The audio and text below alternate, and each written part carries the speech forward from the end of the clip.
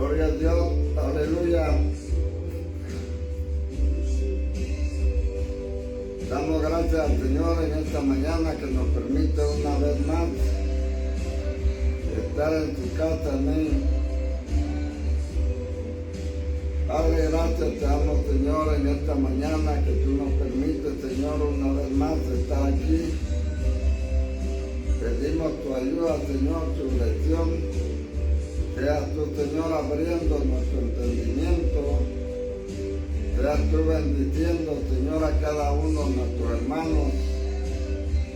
Derrama bendiciones, Señor, ahí donde ellos se encuentran, Padre Santo. Nuestro hermano José Zambrano, Señor, allá en el Ecuador. Nuestro hermano José Antonio, Señor. Aleluya, nuestro hermano Juan Ramírez, Señor, Pastor Juan Ramírez, allá, Señor, allá en Miami, Padre, lo bendecimos en esta mañana, bendecimos a su familia, Señor, su nuera, Señor, que acaba de tener ese niño, Padre, mandamos una bendición especial para ir, Señor, a la Cross City.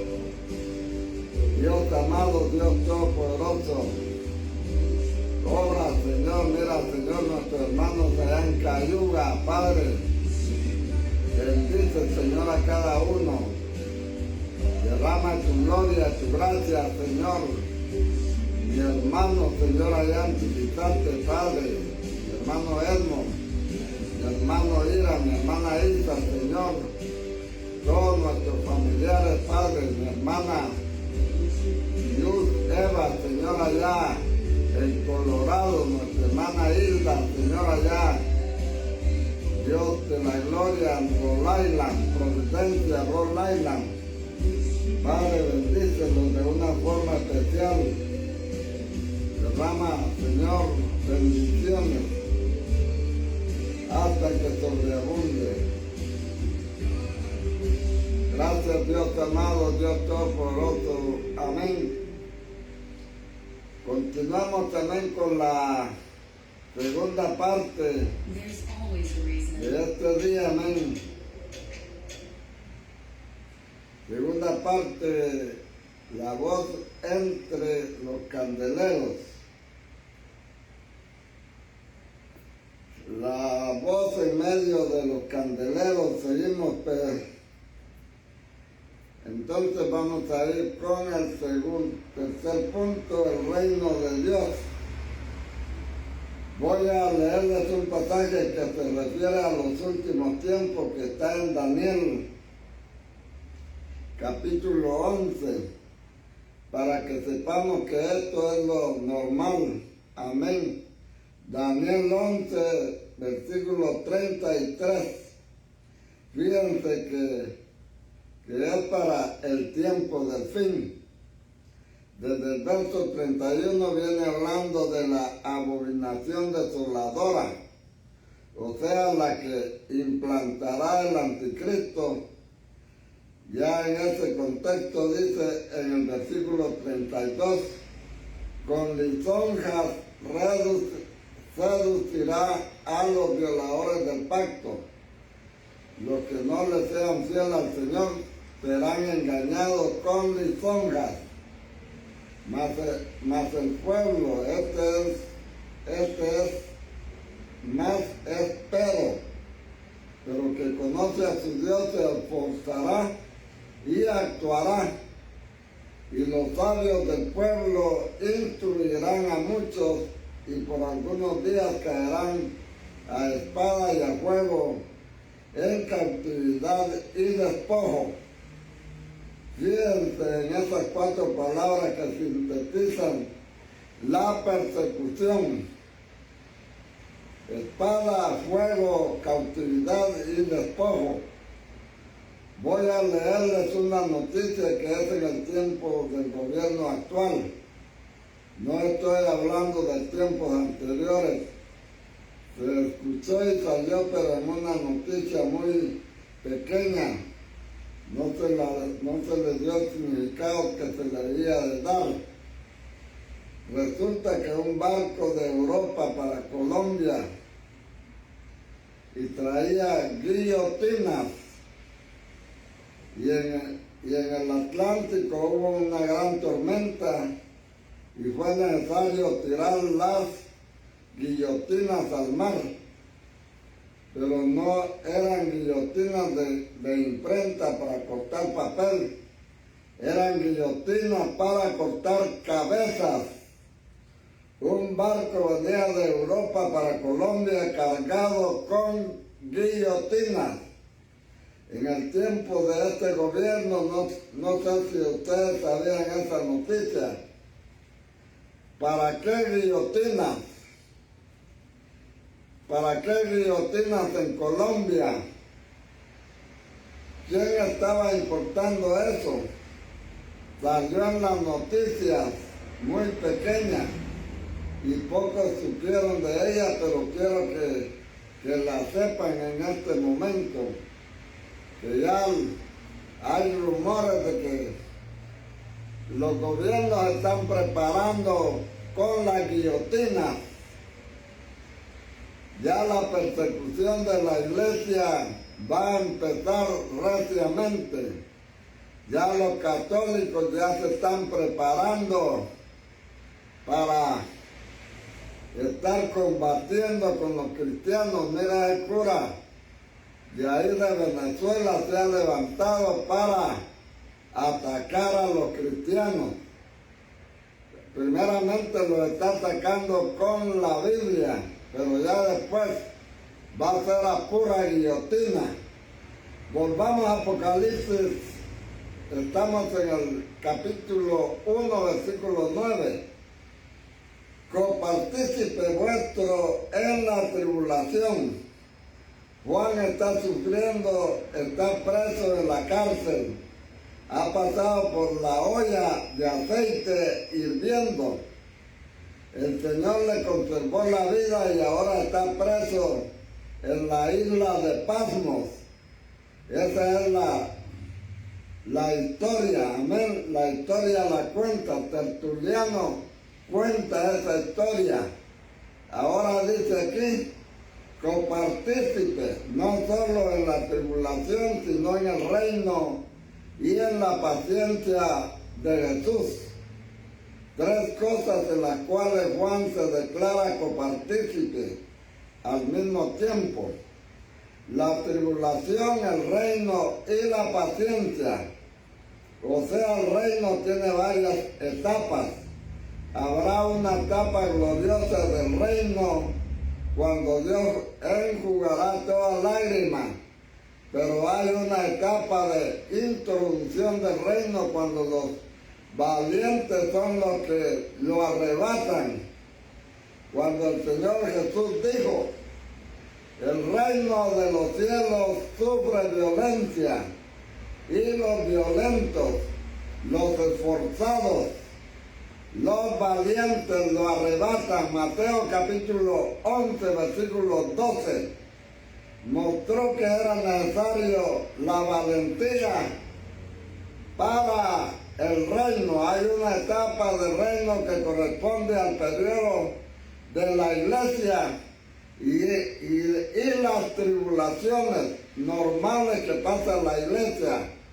Por eso Pablo habla de los hermanos que le ayudaban en el reino. O sea que la vida de la iglesia es un aspecto del reino. Habrá otro aspecto del reino en el milenio. Habrá otro aspecto del reino en el cielo nuevo y en la tierra nueva. Hubo un aspecto del reino en el tiempo de Israel, hubo un aspecto del reino antes de la tierra, cuando el Señor estaba con sus ángeles creando la tierra. Él reina de eternidad a eternidad. Luego hubo el periodo del reino correspondiente a Israel, pero el reino será quitado a este pueblo y será dado a otro pueblo que dé fruto que el otro no dio. es el periodo de la iglesia. Y Pablo hablaba del reino en la iglesia. Me ayuda en el reino de Dios, decía en sus saludos. El reino de Dios no es comida ni bebida, sino que justicia, paz, gozo en el Espíritu Santo. Y ahora se lo han agarrado solo de comer en la iglesia, de vender tamales y pupusas, frescos de horchata, de tamarindo, vender agua, vender esto, vender el otro, tamales. Amén. Eso es el reino para muchas iglesias, hacer negocios. El reino de Dios no es comida ni bebida, sino que justicia, paz y gozo en el Espíritu Santo. Romanos 14, versículo 17. Hay un aspecto actual del reino, hay un aspecto cuando el reino sufre violencia. Esa es la hora de la iglesia, es cuando el reino sufre violencia. Jesús dijo que el reino sufría violencia. Aún después del milenio, el reino sufrirá violencia, porque Satanás será desatado e irá a engañar a las naciones para venir contra la ciudad santa. Pero el Señor hará descender fuego del cielo e introducirá su juicio final. Pero el reino del Señor sufre violencia porque es un choque de dos reinos. Es el reino de Dios contra el reino de las tinieblas. Por eso el reino de las tinieblas hace violencia contra el reino de Dios, y por eso es que Juan pone la palabra reino en medio de tribulación y paciencia. O sea, cuando el reino sufre violencia por tribulación debemos tener paciencia, pero esa paciencia no la podemos tener sin Jesús. Y aquí lo interesante en los versículos originales es que dice: y en la paciencia de Jesús, y más abajo el testimonio de Jesús. Si tú lo ves en el griego, esta paciencia de Jesús no es lo único que se dice de Jesús, sino la tribulación de Jesús, el reino de Jesús y la paciencia de Jesús, y entonces el testimonio de Jesús. Porque no dice aquí en los originales Cristo. Siempre que se habla de victoria, se habla de victoria en Cristo. Somos fuertes en Cristo, resucitados con Cristo, sentados con Cristo en los lugares celestiales. Y hablamos en Cristo, dice el Señor, llegó a ser cuando ascendió. Señor y Cristo, no que no era el ungido, sino que ahora es el ungido para reinar. Ahora es Jesús, a Jesús se le llamó Señor y Cristo, como dice la Escritura, para que lo vean con sus ojos. Lo dice de la siguiente manera en Filipenses capítulo 2, versículo 10. Para que en el nombre de Jesús se doble toda rodilla de los que están en los cielos y en la tierra y debajo de la tierra, y toda lengua confiese que Jesucristo es el Señor. Primero, cuando Él estaba como Jesús, Él está en sus pruebas terrenales, Él está en sus tribulaciones. Por eso Él decía: vosotros que me habéis acompañado en mis pruebas, os sentaréis conmigo en 12 tronos. Pero primeramente le habían acompañado en sus pruebas. Como Jesús, Él está en su humillación, ¿entienden? Como Cristo, Él está en su resurrección y en su acepción. Entonces, por eso Juan no utiliza aquí tribulación en Cristo, sino que copartícipe vuestro en la tribulación, en el reino y en la paciencia de Jesús. Esas tres cosas son de Jesús. La tribulación de Jesús, somos copartícipes de la tribulación de Jesús. El honor de padecer por Cristo. Usted siente un gran honor cuando es perseguido, cuando es vituperado por Cristo. Usted se siente un gran privilegiado o se siente un gran miserable. ¿Cómo se siente usted? Entonces vamos a ver esta otra parte. El honor de padecer por Cristo. Por eso dice la Biblia, porque vosotros os es concedido a causa de Cristo, no solo que creáis en Él, sino que también que padezcáis por Él. Filipenses capítulo 1, versículo 29. Es una concesión, es un honor que se nos concede. Quizás el Señor no conceda a algunos ese honor. ¿Por qué? Porque a lo mejor flaquean. No sabemos. Dios tenga misericordia de nosotros, amén. De esto nadie se puede gloriar de valiente, porque Pedro se gloriaba diciendo: Señor, mi vida pondré por ti. Y a última hora vio que en sus propias fuerzas, hasta de la chica del servicio, se asustó. Se asustó de aquella sirvienta que le dijo: tú eres uno de ellos, le dijo. Y él dijo: no, eso no es cierto. Él se asustó. Se asustó de esa muchacha. Ya después, sí, ahora sí, ya en unión con el Señor, fue crucificado con el Señor y hasta de cabeza dijo que lo pusieran. Fue valiente y no huyó más. ¿A dónde vas? Cuando estaba huyendo de Roma, vio que el Señor volvía para Roma en una visión. Eso lo cuenta la historia. Él estaba huyendo de Roma y vio que el Señor venía para Roma y le preguntó: ¿qué vais? ¿A dónde vais?, le dijo el Señor. Ahí está entendiendo que él tenía que ir a Roma a morir en nombre de Cristo.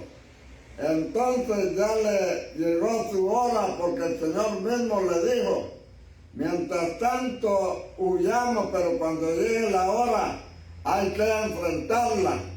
Mira, el cura ese del Papa de Roma anda con un gran miedo, anda con un carro bien blindado por si lo atacan. Pedro no andaba así, Jesús no andaba así. Nunca Pedro andaba en un papa móvil. Él se enfrentaba a la tribulación, a cualquier cosa que le viniera encima. Gloria al Señor, él no le tenía miedo a nadie, pero antes sí le tenía miedo cuando todavía estaba en su naturaleza. Cuando le dijo al Señor Jesús: Señor, mi vida pondré por ti, le dijo.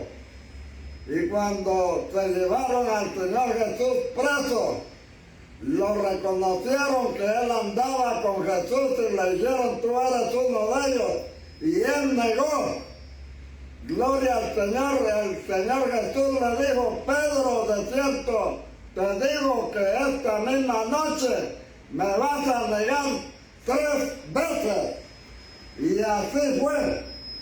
Ya después, ya Pedro estaba bien valiente. Ya no había nadie que lo asustara. Ya cuando confió en el Señor Jesús, que puso a Jesús primero, gloria al Señor, no se puso él primero, sino que Jesús no necesitó más de papa móvil. Gloria al Señor, se enfrentó a cualquier situación. Entonces aquí Juan tiene un concepto importante: copartícipe. Nosotros en cuerpo, en la tribulación de Jesús, en el reino de Jesús, en la paciencia de Jesús. Esa es la experiencia actual de Juan. Cuando Juan está recibiendo esto, él está participando de la tribulación del reino y de la paciencia, pero de Jesús quiero decir, Jesús como hombre en su humillación, por eso él dice, en Jesús y no precisamente en Cristo. Aunque Jesús es el Cristo, pero habló de Jesús por causa de la humillación. Entonces dice, estaba en la isla de Patmos, no de vacaciones, no estaba tomándose el ron cubano, los puros habaneros allá en la Cuba, no estaba allá en Nicaragua. También es lo mismo. Si usted renta un hotel en Nicaragua, usted tiene derecho a cualquier clase de bebida alcohólica, porque así es el gobierno comunista. No les da de comer a la gente, pero sí les da güero, sí les da habanero, sí les da el ron cubano, sí les da todo eso para embriagarse. Váyase de vacaciones a Cuba, váyase de vacaciones a Nicaragua, váyase de vacaciones a Venezuela. Ahí le va a ir bien si a usted le gusta el chupe.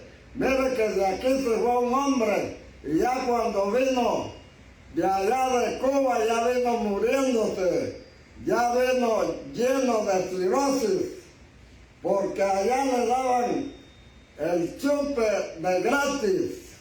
Solo pagaba la estadía en el hotel, que no vale más de $70 la noche o todo el día, las 24 horas. Usted paga el hotel ahí y le dan los 3 tiempos de comida como que estuviera en la cárcel, pero está libre. Entonces, estaba en la isla de Patmos. Claro, él tenía que explicar porque eso es como estar antes en la cárcel de la Gorgoma. Yo estaba en la Gorgoma, o estaba en la cárcel, en la cárcel ahí donde está el Chapo Guzmán, que no puede ser visitado por nadie. En la cárcel de Alcatraz, que nadie se podía escapar. Ahí era donde estaba Juan, en la Gorgona. ¿Pero cómo? Porque sabemos que la Gorgona quiere decir la cárcel de los peores criminales. La cárcel de Alcatraz era la cárcel más segura que existía, pero dejó de ser segura, porque se le escaparon 3 hombres y hasta la fecha no se sabe dónde están. Dejó de ser la cárcel más segura del mundo. Era la cárcel para los criminales. Ahora la cárcel más segura es la donde está actualmente el Chapo Guzmán y el otro hijo del Chapo. Gloria al Señor, ahí están bien seguritos. las 24 horas comiendo los 3 tiempos de comida. Entonces se le explica, en la isla llamada Patmos por causa de la palabra de Dios y el testimonio de Jesús, por estas dos cosas, por la palabra de Dios y el testimonio de Jesús, él fue enviado, pero a la isla llamada Patmos. ¿Dónde era que estaba ubicada esta llamada isla Patmos? Si ustedes recuerdan dónde está Grecia y Turquía hoy en día, y que llegó a ser, y luego se entra hacia el Mar Negro, en la costa de la Turquía, que es la península de Anatolia, está Éfeso. Luego a unos 80 kilómetros hacia el norte está Esmirna. Luego otros 64 kilómetros hacia el norte está Pérgamo. Luego va hacia el sur otra, o sea, hacia Tira, y va bajando a Sardis, a Filadelfia y a Laodicea. Ese es más o menos el recorrido. Y a unos 100 kilómetros de Éfeso, que queda cerca del mar, Mileto es como decir un puerto cercano a Éfeso. Luego de Éfeso a unos 100 kilómetros hacia el sureste para allá.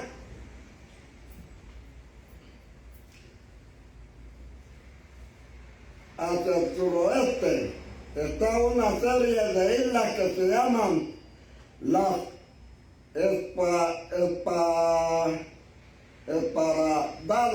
Esparadas.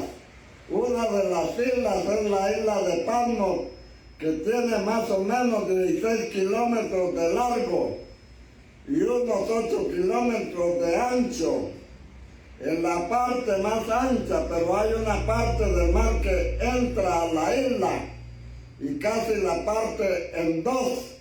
Esa es la isla de Patmos, que queda ubicada entre la isla de Esporadas, más o menos al suroeste de Éfeso, que queda en la península de Anatolia, que es lo que hoy es Turquía, que antes se llamaba Asia Menor. Es una isla rocosa, no muy fértil, donde está la cueva que se llama la cueva de Apocalipsis. La cueva del Apocalipsis hasta hoy está.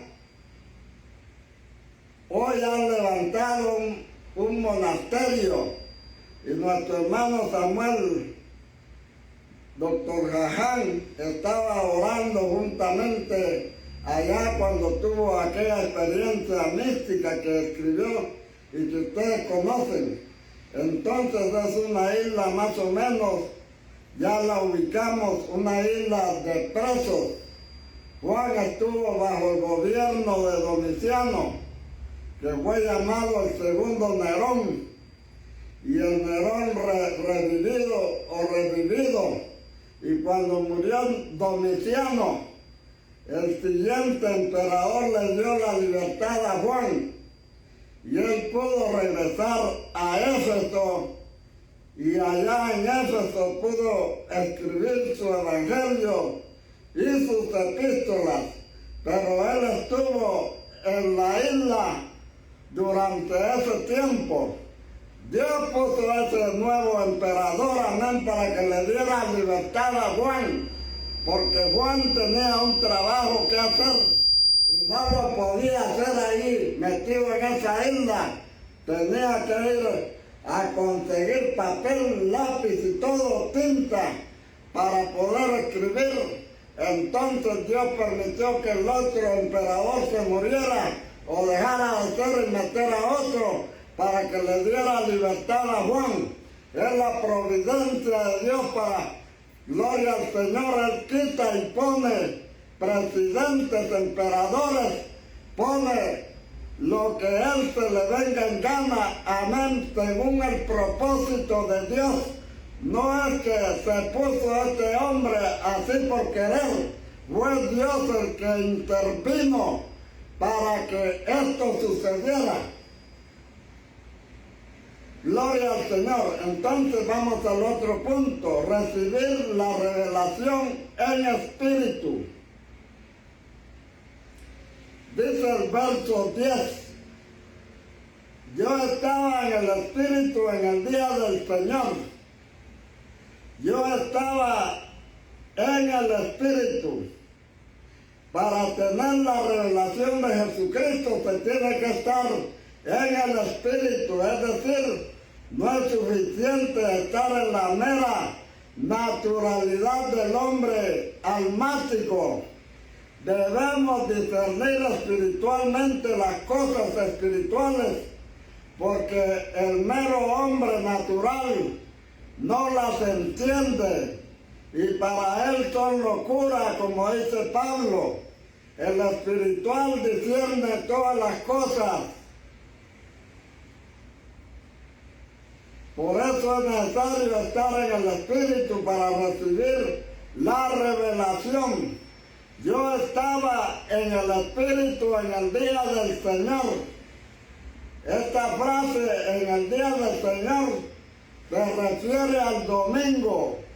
Hay una manera especial en el griego para referirse al día del Señor y diferente cuando se refiere al día del juicio. Algunos lo han interpretado como el día del juicio, pero sin acudir al griego. Uno de los mejores especialistas en griego, el hermano Archibald P. Robertson, que publicó una obra en 6 volúmenes que está en la biblioteca, que se llama Imágenes Verbales del Nuevo Testamento.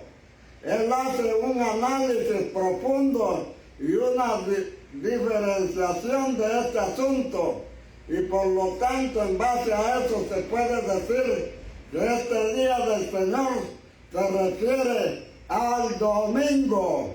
Estaba en el espíritu en el día del Señor y oí detrás de mí una gran voz como de trompeta. Es interesante que la voz le hablaba desde atrás, y eso se debe a una promesa que había hecho el Señor, porque dice en los profetas: entonces tus oídos oirán a tus espaldas palabra que diga, este es el camino, andad por él.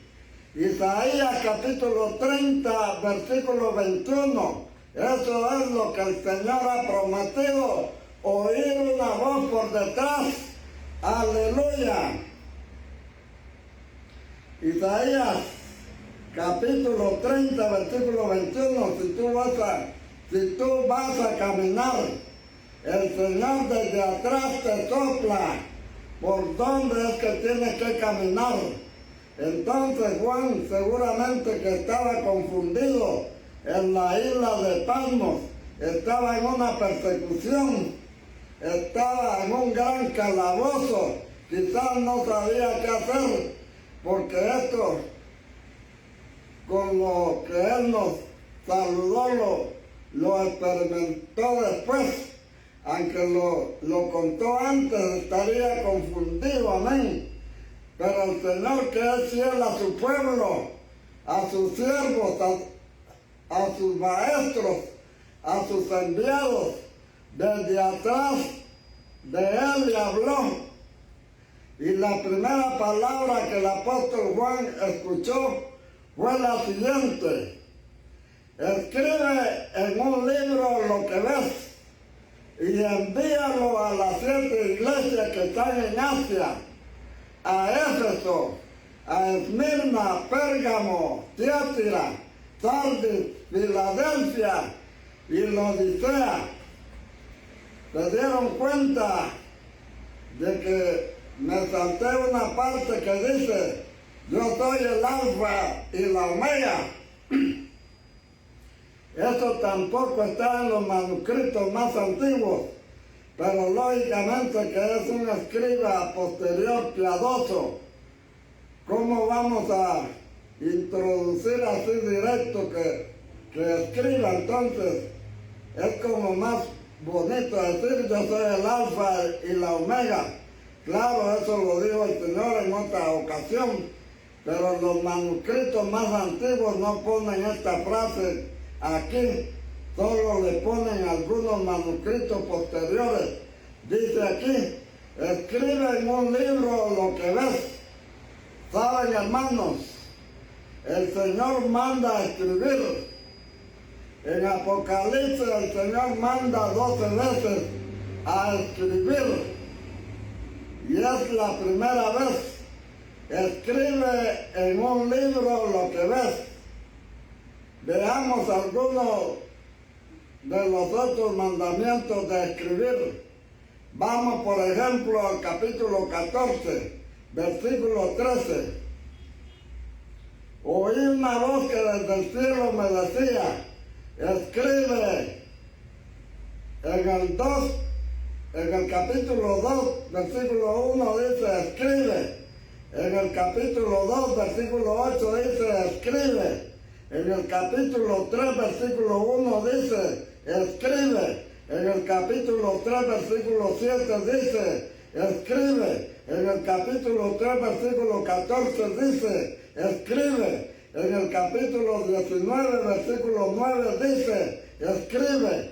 En el capítulo 21, versículo 5 dice: escribe. Porque estas palabras son fieles y verdaderas. 12 veces el número 12 lo usa el Señor en todo. 12 veces le da el Señor a Juan la orden de escribir. ¿Por qué el Señor manda a escribir? Para que no se pierda. Él explica las razones, por ejemplo, en Habacuc le explica las razones. Vamos a ir ahí a Habacuc para ver por qué se debe escribir. Es que a veces las cosas espirituales uno se las confía a la memoria, se le van olvidando, se le van deshaciendo, y por eso el Señor quiere que se escriban. Vamos al libro de Habacuc.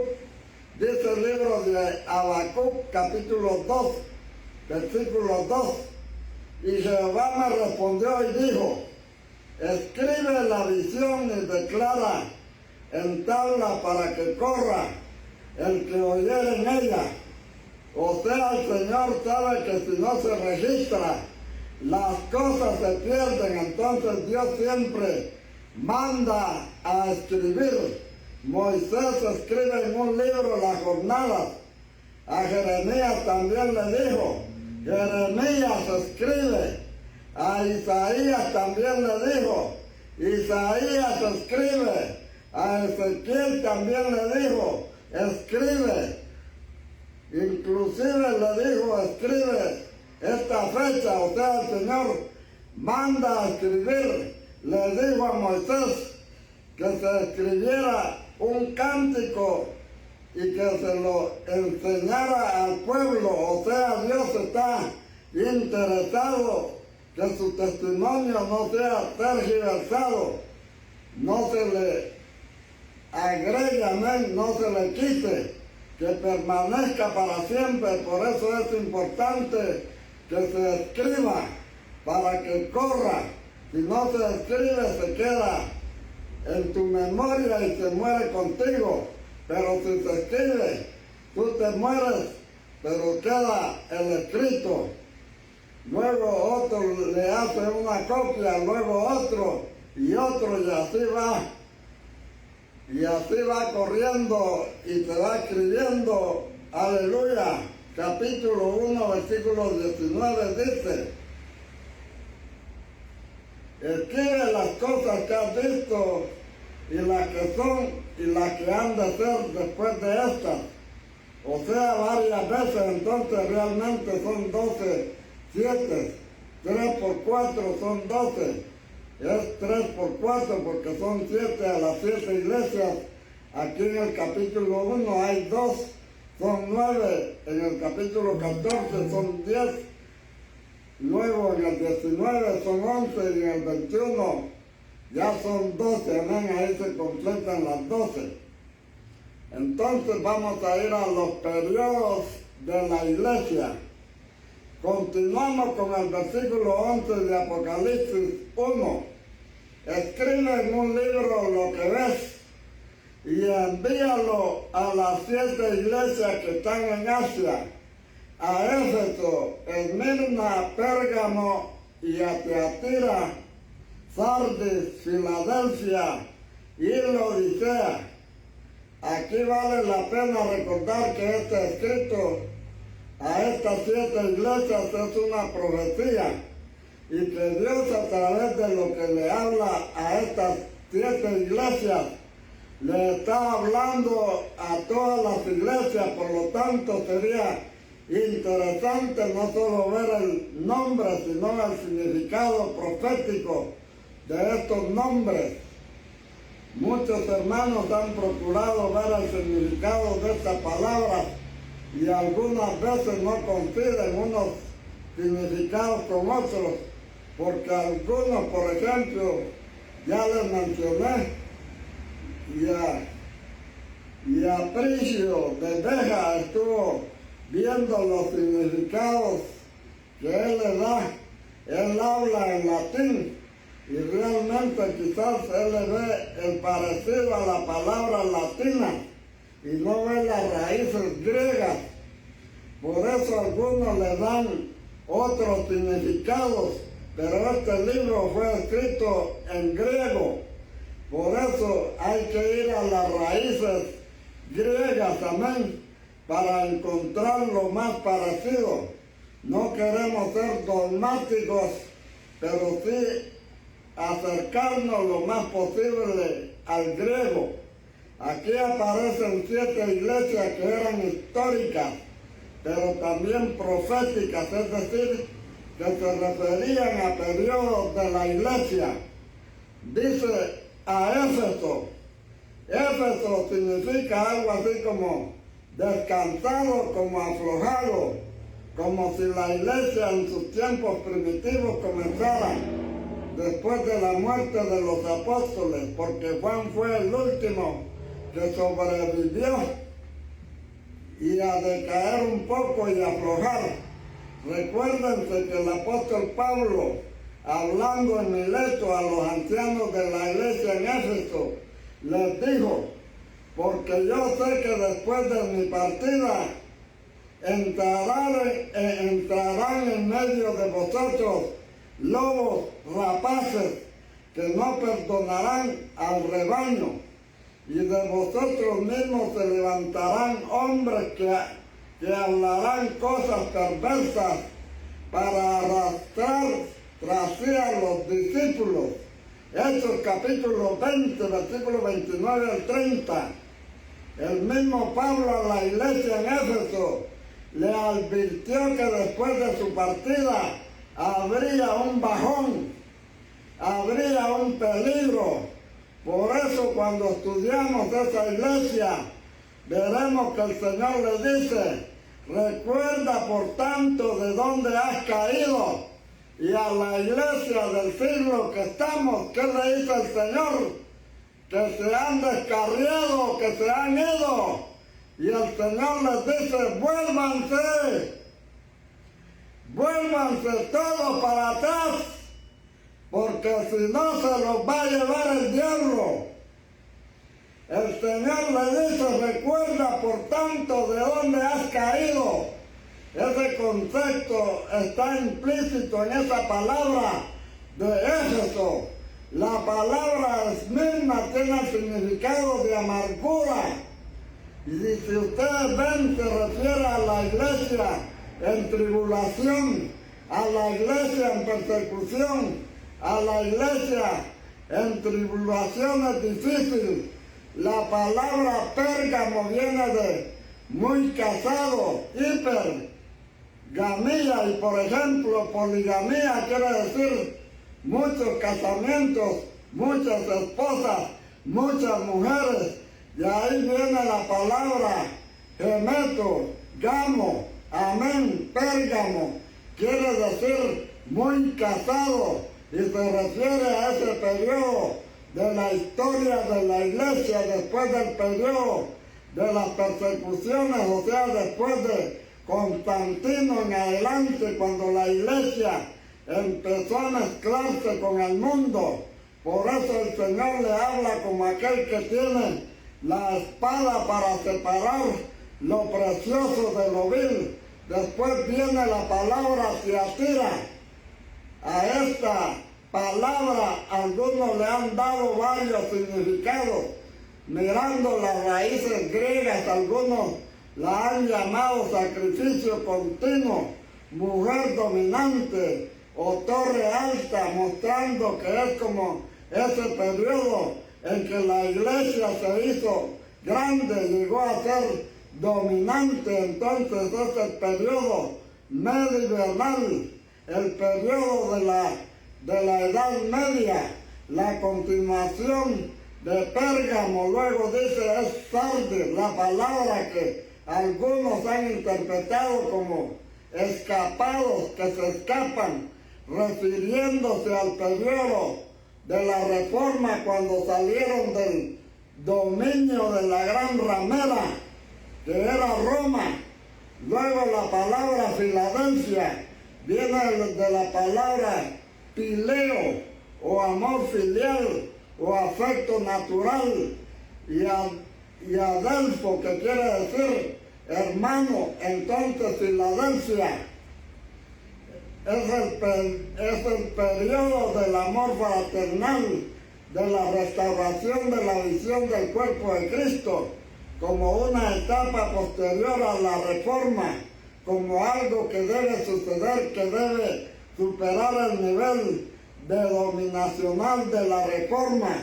Por último aparece la palabra Laodicea, que viene de la palabra laos, de donde viene la palabra laicos o pueblos, y la palabra didaqués, que quiere decir justicia o derecho, de manera que Laodicea quiere decir los derechos del pueblo, refiriéndose a la época final, que es la actual en este momento, amén, donde todo es derecho. Ahora ya no se puede enjuiciar a un delincuente porque los derechos humanos lo defienden. ¿Cómo van a matarlo? ¿Cómo van a hacerle daño a ese pobre diablo? Los derechos humanos lo defienden. A un perro lo defienden más que a un humano, a una vaca. Mira aquí, hace como 2 días pasé por ahí por el rastro donde se matan las vacas, y estaba una gran manifestación de un montón de gente en defensa de las vacas.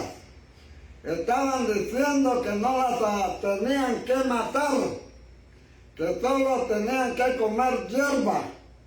Entonces está el derecho, los derechos humanos es lo que más se practica en estos últimos tiempos. Y mire, ahí en las noticias salió el día de antier un hombre que asaltó a una mujer allí en México, y pasaron en vivo ese asalto. El hombre la quería violar y la agarró del pescuezo y se la llevó de arrastras al otro lado de la calle, y aquella mujer estaba dando gritos, y ya el último grito la oyó un vecino. Gloria al Señor. Ya el hombre ya la tenía ya casi vencida, cuenta ella, que ya se le habían ido las fuerzas, que ya no tenía más ánimo. Ya el hombre ya la tenía en plato de bandeja para violarla, y de repente apareció un buen samaritano para defenderla. Y ahora le pregunta a la prensa, ¿y usted qué va a hacer ahora? lo va a acusar. Sí, le dice ella, ya puse la demanda. ¿Y usted cree cuáles son los delitos que este hombre cometió en contra suya? Ella dice, yo solo lo acusé de violación. Entonces los periodistas le dicen que no es solo violación, es secuestro, es intento de asesinato, es un montón de cargos que le tienen que dar a este hombre, porque existen los derechos humanos ahora. Gloria al Señor. Entonces la Odisea es el último tiempo, el tiempo en que el pueblo demanda sus derechos. Mire que ahora ser presidente es un gran peligro, porque el pueblo toma el control, el pueblo puede tomar en sí toda la ciudad, se puede levantar en contra del presidente y destronarlo, quitarlo y poner a otro, porque ahora estamos en los últimos tiempos, en el tiempo de la Odisea. Sea el nombre de Dios glorificado.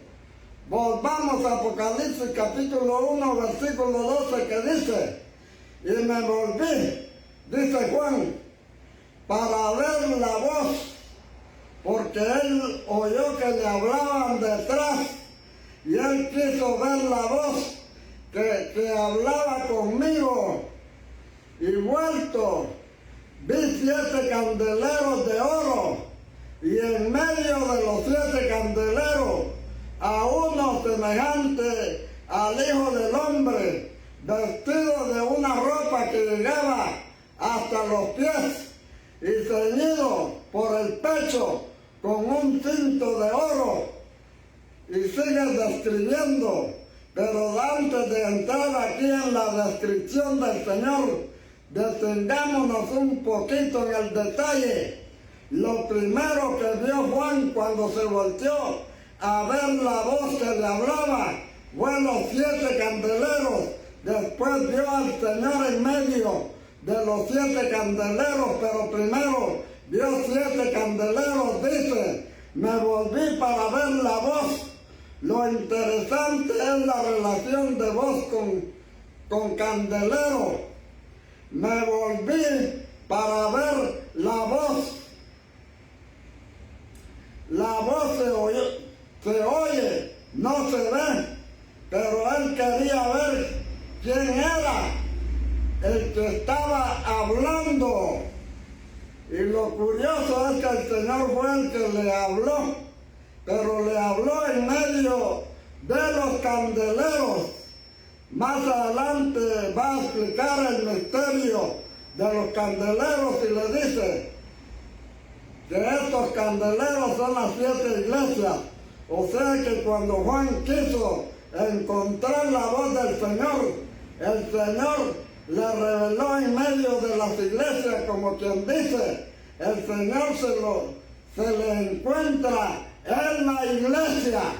La iglesia tiene el ministerio de la reconciliación, el ministerio de la palabra, el misterio del Espíritu, el misterio del nuevo pacto, y las personas que se encuentran primero con la iglesia, y en la iglesia encuentran al Señor. Claro que el Señor está en medio de las iglesias, pero el Señor, cuando se reveló y se mostró a Juan, lo primero que ve Juan es candeleros. Él no describe primero al Señor, sino los candeleros.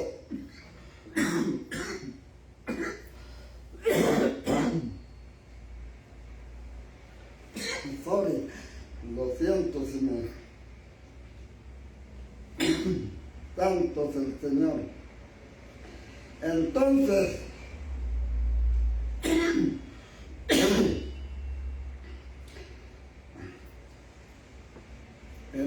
lo primero que al Señor se le encuentra en la iglesia. La iglesia tiene el ministerio de la reconciliación. Entonces, y se mostró a Juan, lo primero que ve Juan es candeleros. Él no describe primero al Señor, sino los candeleros. Me volví para ver la voz que hablaba conmigo y vuelto. Vi 7 candeleros de oro. Claro que en medio vio al Señor, pero él vio los candeleros. Él quería discernir la voz del Señor y el Señor se le presenta en medio de los candeleros. Pero eso quiere decir que Dios hace que su iglesia sea tenida en cuenta. El Señor fue a la iglesia a la que le encomendó su palabra. A un apóstol como Juan, lo primero que ve son los candeleros. Cuando Pablo se convirtió, porque el Señor se le apareció en el camino y hasta se quedó ciego, Pablo le dijo: Señor, ¿qué haré? Pero el Señor no le dijo directamente todavía qué hacer. El Señor inmediatamente lo colocó bajo la autoridad de la iglesia. El Señor le dijo: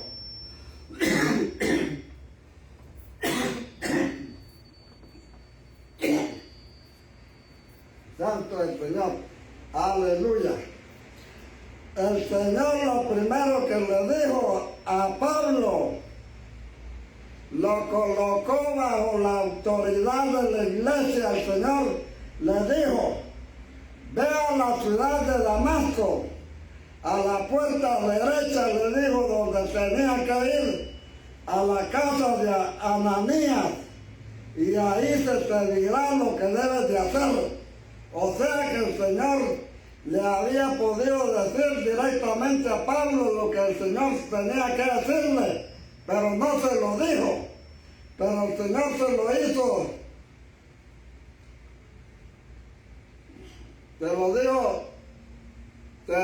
Te lo dijo a Pablo. El Señor Jesús tenía que honrar a la iglesia. El Señor Jesús lo puso bajo la autoridad de la iglesia. Eso quiere decir que nosotros no podemos menospreciar el testimonio de la iglesia, porque esos son los candeleros. En el testimonio de la iglesia se oye la voz de Dios. Claro que después tenemos relación directa con el Señor, pero normalmente el Señor nos habla en la iglesia. Yo pienso que si tú haces un recuento de lo que has aprendido de la palabra del Señor, puede ser que un porcentaje mínimo lo haya aprendido directamente,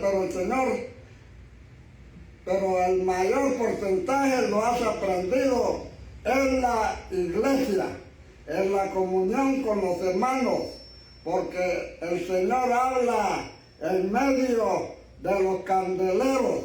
Lo primero que se le mostró el Señor a Juan, incluso el Señor allá, pero primero vio los candeleros. Eso quiere decir que no podemos pasar por alto la iglesia, y que si encontramos la voz del Señor en la iglesia, el Señor está en medio de los candeleros. Él se mueve como sumo sacerdote en medio de la iglesia, y es las iglesias donde oímos la voz de Dios. Dios te puede hablar directamente, pero casi siempre te habla por la iglesia. Señor, ¿qué haré? Le dijo Pablo: ve a la calle derecha y se te dirá lo que debes de hacer. El Señor le va a hablar, pero a través de la iglesia en Damasco. Él quería que el Señor le hablara directo. El Señor después le habló directo, pero después de que estuvo sometido a la autoridad delegada por el Señor a la iglesia. Por eso Juan, cuando se volteó para ver la voz que le hablaba, lo primero que vio fue los candeleros. Y así las personas, antes de conocer a Cristo, ven a la iglesia. ¿Qué fue lo que vio?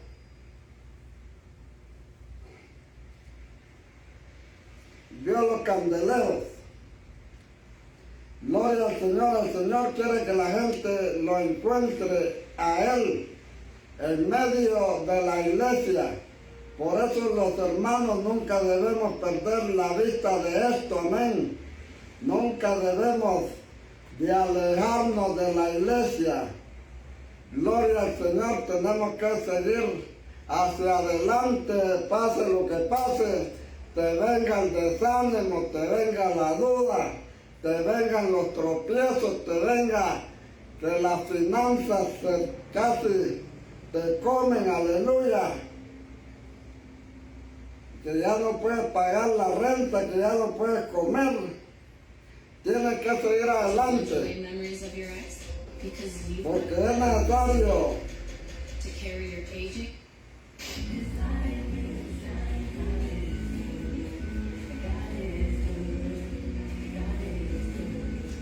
Gloria a Dios.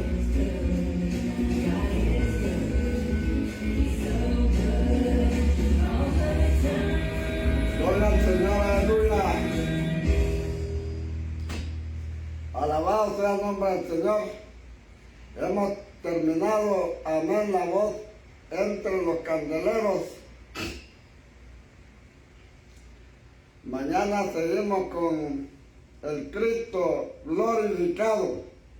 Mañana vamos a tener una descripción más cómo vio Juan a Cristo. Ya no lo vio como él era antes, sino que ahora lo vio diferente. Mañana usted va a conocer todas esas cosas que le vio Juan, el cinto ese ceñido, gloria al Señor, el pelo blanco que le miró, todo eso, mañana no se lo puede perder. Damos gracias al Señor por su palabra. Nos puede encontrar ahí en YouTube también. A los que les gusta ver pantalla gigante, ahí nos puede ver en YouTube. Esta predicación va a estar en la tarde ya ahí. Alabado sea el nombre del Señor. Y entonces continuaremos hacia el frente, hacia adelante. Bendecido sea el nombre del Señor. Aleluya. How to escape the heat if you don't have an air conditioner. This only takes 5 minutes. Tired of hot and stuffy rooms during summer? This genius way to cool any room in 90. Este internet como que está un poco chueco, que se frita.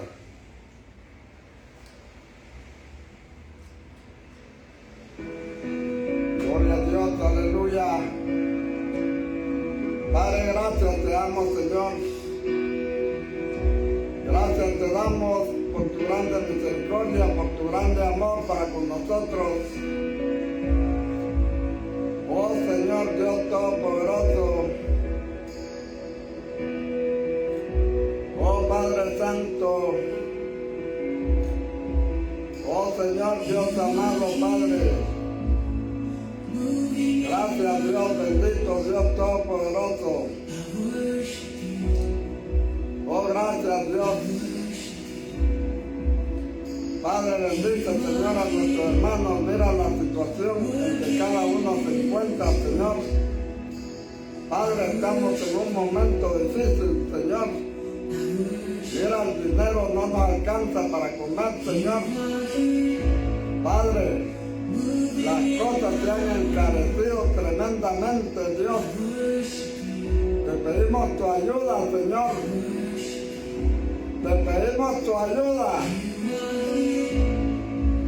Te pedimos tu intervención, Señor.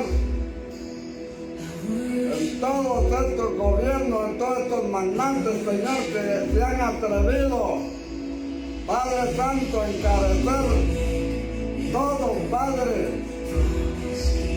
Manda, Señor, ángeles para que administren, Señor, la economía, Señor. Padre, te lo pedimos en el nombre poderoso de Cristo Jesús, Señor nuestro.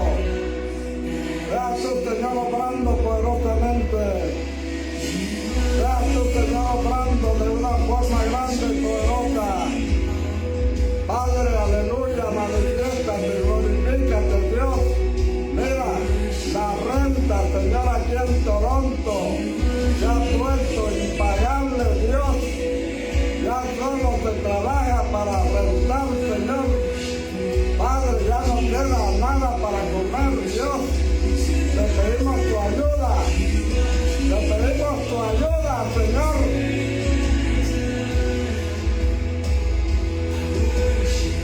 Estamos como el tiempo de Faraón, Señor.